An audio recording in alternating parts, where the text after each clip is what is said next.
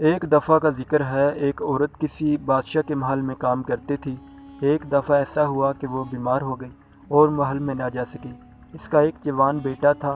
اس نے اپنے بیٹے سے کہا کہ میں بیمار ہوں، تو کچھ دنوں کے لیے تو جا اور محل میں صفائی کر، بادشاہ ہم سے ناراض نہ ہو جائے۔ ماں کی بات مان کر بیٹا محل میں چلا گیا۔ اتفاق سے وہ لڑکا وہاں صفائی کر رہا تھا۔ اچانک بادشاہ کی بیٹی ادھر سے گزری۔ اس جوان کی نظر جب حسین و جمیل شہزادی پہ پڑی تو اس کا دل بے اختیار تڑپ گیا اور شہزادی کے عشق میں مبتلا ہو گیا۔ شام کو گھر واپس آیا مگر دل کو قرار نہ ملا۔ رات جاگ کر صبح کے انتظار میں گزار دی۔ دوسرے دن جب محل میں گیا تو جستجو میں تھا کہ کسی طرح محبوب کی زیارت ہو جائے، مگر وہ اسے کہیں نظر نہ آئی۔ اس طرح 4 دن گزر گئے۔ ادھر اس کی ماں کی صحت ٹھیک ہو گئی تو اس نے کہا کہ بیٹا میں اب ٹھیک ہوں، آج کے بعد تم بادشاہ کے محل میں نہ جانا۔ عشق کی جو چوٹ اسے لگی تھی اسے ایک پل قرار نہ آنے دیتی۔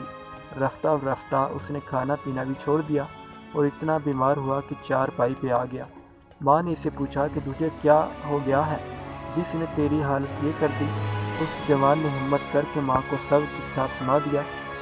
ماں بیٹے کی یہ بات سن کر پریشان ہو گئی اور اسے سمجھانے لگی کہ بیٹا تو اپنی حیثیت سے کہیں بڑی خواہش کر بیٹھا ہے، اسے بھول جا۔ کہاں بادشاہ کی بیٹی اور کہاں ہم غریب لوگ۔ اس نے کہا ماں میں سب جانتا ہوں مگر میرے بس نہیں کہ اسے بلا سکوں۔ اس کا عشق سچا تھا، اس لیے ادھر شہزادی کے دل میں بھی کچھ جستجو پیدا ہوئی۔ دوسرے دن شہزادی نے لڑکے کی ماں سے پوچھ لیا کہ جب تم بیمار تھی تو ایک جوان جو محل کی صفائی کے لیے آتا تھا وہ کون تھا؟ ماں نے اسے بتایا کہ وہ میرا بیٹا تھا اور اب وہ بہت بیمار ہے اور بستر مرگ پہ ہی ہے۔ شہزادی نے پوچھ لیا کہ کیوں؟ تو ماں نے کہا اگر جان کی امان ہو تو سچ بتاؤں۔ شہزادی نے کہا بتا کیا ہوا؟ اسے یہ قصہ سنا۔ ماں شہزادی کو سب سچ بتایا۔ وہ ایک نظر تجھے دیکھ کر تیرا عاشق ہوا، ایک کی خواہش تھی کہ دوبارہ تجھے دیکھے مگر دیکھ نہیں سکا اور اب موت کے قریب ہے۔ شہزادی ساری بات سنی اور کہا کہ میں چاہوں بھی تو اسے مل نہیں سکتی، ہاں اتنا کر سکتی ہوں کہ اسے جا کے کہیں اپنا بھیس بدل اور شہر کے دروازے پہ جا کے بیٹھ جا، کسی سے بات نہ کر، کوئی کھانے کو دے تو کھا لے ورنہ بھوکا پیاسا بیٹھا رہ، کسی سے کچھ طلب نہ کر، لوگ سمجھیں گے کہ کوئی فقیر ہے، اللہ والا ہے۔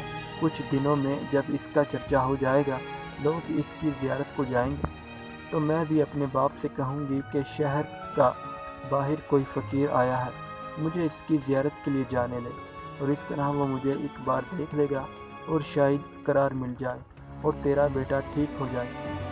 بس یہ کر سکتی ہوں اور کچھ میرے بھی بس میں نہیں۔ اس کی ماں نے ایسا ہی کیا۔ اس کے بیٹے نے فقیروں کا بھیس بدلا اور شہر کے باہر جا کر بیٹھ گیا۔ چند دنوں میں شہر میں چرچا ہو گیا کہ کوئی اللہ کا بندہ شہر سے باہر آ بیٹھا ہے۔ لوگ اس کی زیارت کو آنے لگے۔ جب محل تک خبر پہنچی تو شہزادی نے بھی باپ سے عرض کر دی کہ کوئی اللہ والا ہے، مجھے اس کی زیارت کو جانے کی اجازت دے۔ بادشاہ نے یہ سن کر خوشی سے اجازت دے دی کہ کل صبح چلی جانا۔ ادھر شہزادی کو اجازت ملی اور ادھر اس عاشق کے دل میں خیال گزرا کہ میں نے تو جھوٹا بیس بنایا ہے اللہ والوں کا، اور اتنی عزت اور اتنی نعمتیں مل رہی ہیں کہ لوگ ادب میں میرے سامنے کھڑے ہیں، تو جو لوگ سچ میں اللہ کے فقیر ہو جاتے ہیں ان کو کیا مقام ملتا ہوگا۔ بس اس نے سوچا اور اس رات دل سے اللہ کی عبادت کی۔ اللہ پاک نے اس کی آنکھوں کو اپنی معرفت کے نور سے سیراب کر دیا۔ صبح تک اس کی دنیا بدل چکی تھی۔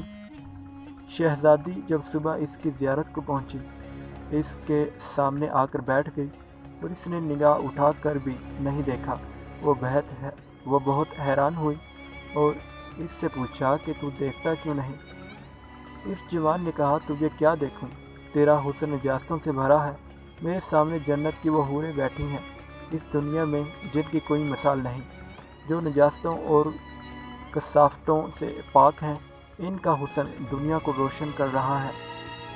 جب شہزادی نے یہ باتیں سنی تو آگے بڑھ کر اس کے منہ پہ تماچا دے مارا۔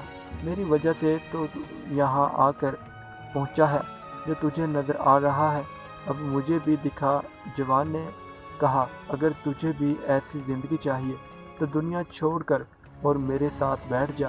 اس شہزادی نے بھی دنیا ترک کی، وہ عارف بن گیا اور وہ عارفہ بن گئی۔ عشق حقیقی کی حقدار بس ذات خدا ہے۔